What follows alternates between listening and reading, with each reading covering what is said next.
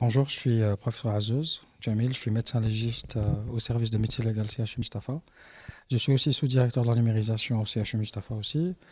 La conférence que je vais présenter dans cette journée sur l'histoire de la médecine légale, elle a une importance quand même centrale parce que l'histoire de la médecine légale, numérisation, on sent bien qu'il y a un passage de génération.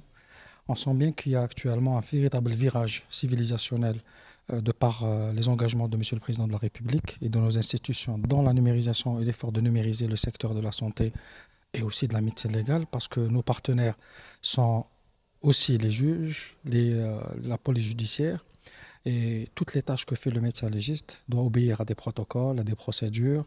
Tout ce qu'il produit, c'est un élément d'un dossier d'instruction qui a un poids qui est pas négligeable dans une instruction. Donc la numérisation de la médecine légale devient une nécessité. C'est plus un point de vue, c'est plus une philosophie.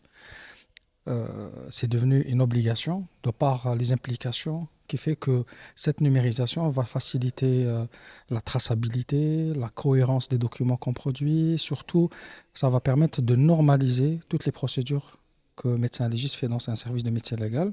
Et ça va permettre de harmoniser l'activité médico-légale dans tous les services du pays. C'est ça notre but, c'est de faire un petit peu une sorte de contamination positive et de proposer aux autres services d'adopter le même paradigme.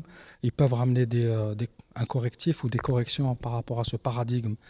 Tout modèle de numérisation est perfectible, et on peut l'améliorer, mais la conférence d'aujourd'hui, elle est là pour insister sur le fait qu'il faut qu'il y ait, au-delà de l'expérience du service de médecine légale chez H.U. Mustapha, où il y a eu un chef de service, une vision, une équipe, mais aussi il faut qu'il y ait une généralisation de la numérisation, parce que l'Algérie fait partie de ce monde qui est en train de muter.